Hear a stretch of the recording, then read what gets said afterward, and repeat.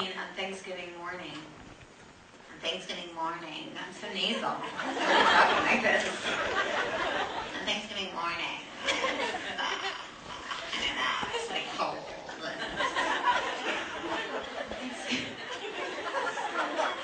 Thanksgiving morning. My parents called me and my sister downstairs and they told us on Thanksgiving morning that they had decided they were going to get a divorce. And literally, I come downstairs, my mom's throwing the turkey and the garbage and the mashed potatoes and the drink.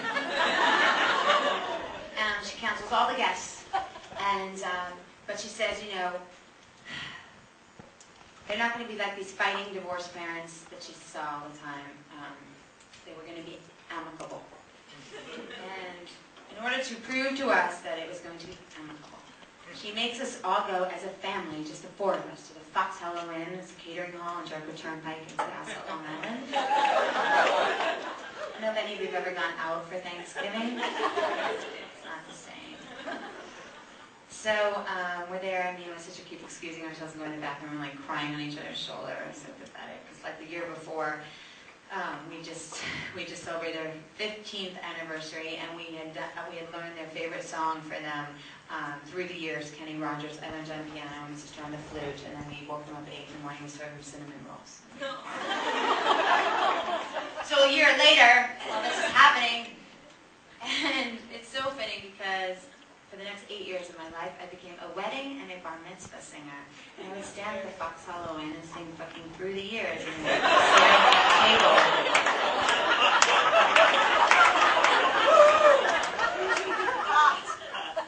So, if it's all right with you, I'd like to take you through the trials and tribulations of a Long Island wedding singer. It's 1988.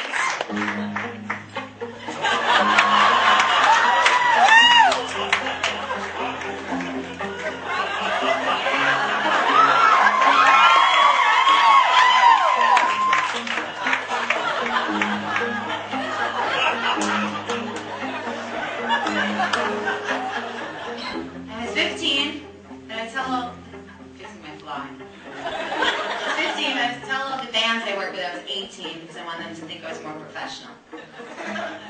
Remember, I'm 3 NYU speech and diction classes at this point, okay, so I actually sound a lot more like this. My hair was totally awesome and waved to the side.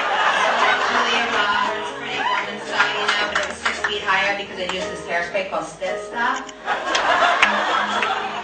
And I had this little red Nissan Sentra hatch. It was perfect for a wedding singer because it would hold all that I needed. It had my microphone, my cords, my microphone stand, my lyric sheets, and the ashtray next to me. I'd have clear nail polish for my runs and my hose, a black Sharpie to fill in the scuffs in my black satin leather shoes. I became really good at multitasking. One hand on the steering wheel, the other hand filling out the lyrics to the next Gloria Estefan song that I was about to learn. The other hand doing lipstick in the rear view mirror, stopping at the red lights, half naked, putting on this ridiculous thing. But it was all okay, you know, it was totally amazing.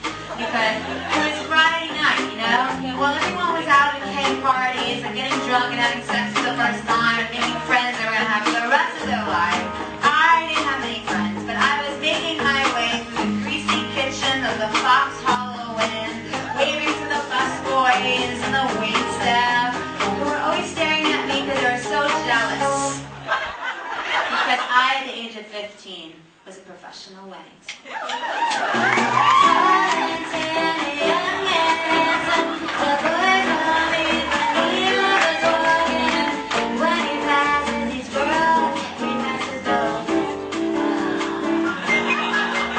Ladies and gentlemen, you are listening to the sounds of Tony Spinelli and the Echoes. Hello. Tony was so gross. He, of course, doesn't realize I'm 15, so he's always coming on at me, and he's like sweaty, and he does all these Elvis impersonations, you know, and then like he makes me do these duets with him, like Tonight I Celebrate My Love for You, Love Lift Us Up Where We Belong, and he's always like staring at me, standing over me, and it's so gross. Anyway, drum roll, please. Ladies and gentlemen, please welcome to the Temple Bachelor Ballroom for the first time as husband and wife, Mr. and Mrs. Eugene Goldstein.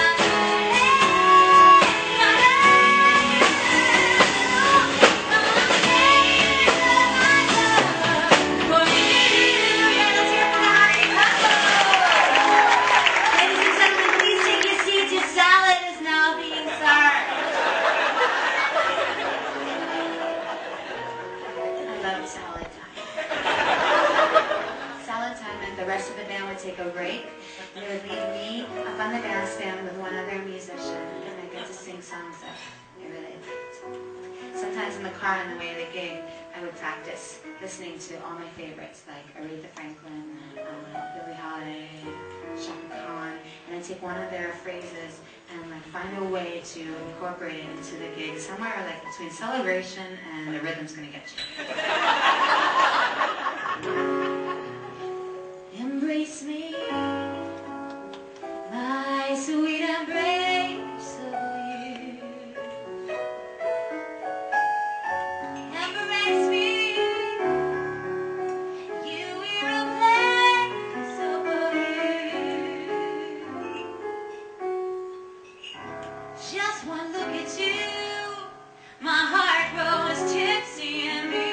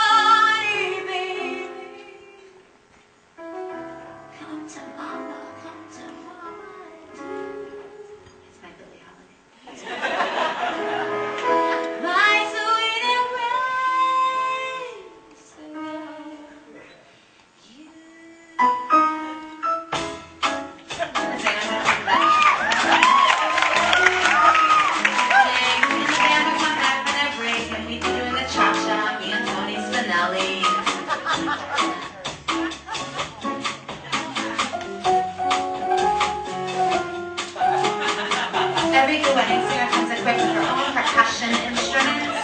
In case you don't know cha-cha, you always look like you're doing something. This is called a kabasa. So very recently, I'm ashamed to say, I called it a kielbasa. I know, that's a sausage. Hey, I can play that too. Hello.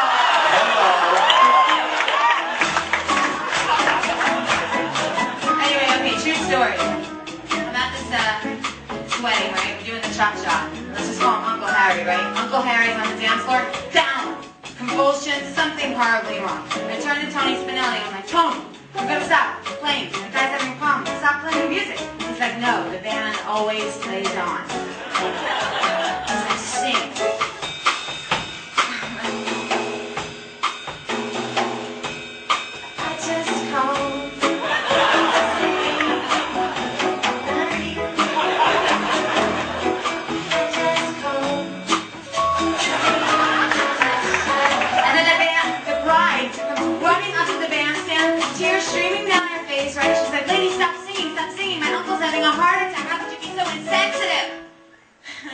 I'm like looking at the guy down there in the back. I'm going to take comfort in the fact that the last thing the guy probably heard was me and Tony singing the cha-cha version. I'll just say, I love you. Okay. Go to the light, Uncle Harry. Go to the light.